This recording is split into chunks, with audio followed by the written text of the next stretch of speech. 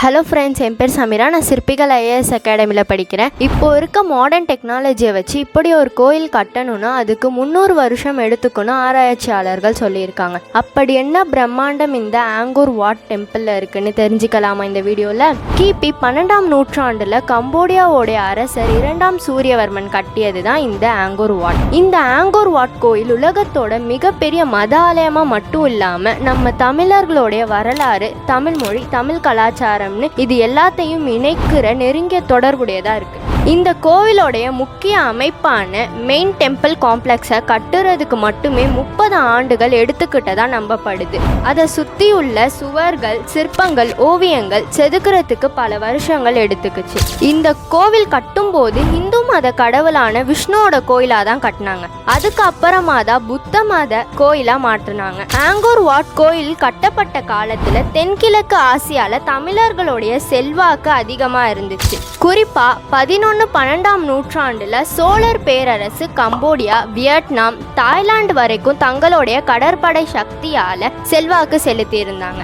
சோழர்களுடைய கடல் வணிக மூலியமா தமிழர்களுடைய கலாச்சாரம் அங்கு பரவலாக இருந்துச்சு. இந்த கோவில் 162 ஹெக்டேர் பரப்பளவுல இருக்கு. இதுல மொத்தம் 5 டவர் இருக்கு. நடுவுல பெரிய கோபுரமும் அதை சுத்தி 4 டவர்களும் இருக்கு.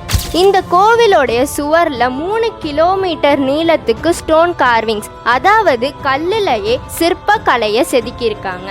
ஆயிரக்கணக்கான மணற்கற்களை பயன்படுத்தி இருக்காங்க. இந்த மணற்கற்களை 50 கிலோமீட்டர் தொலைவில் இருந்து கொண்டு வந்தாங்க.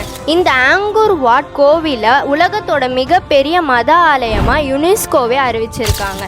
கம்போடியாவோடைய தேசிய கொடியில் இந்த கோவிலை பதிச்சிருக்கிறது மூலியமாக இந்த கம்போடியாவோடைய அடையாளமாகவும் பெருமையாகவும் அங்கே இருக்க மக்கள் கருதுறாங்க.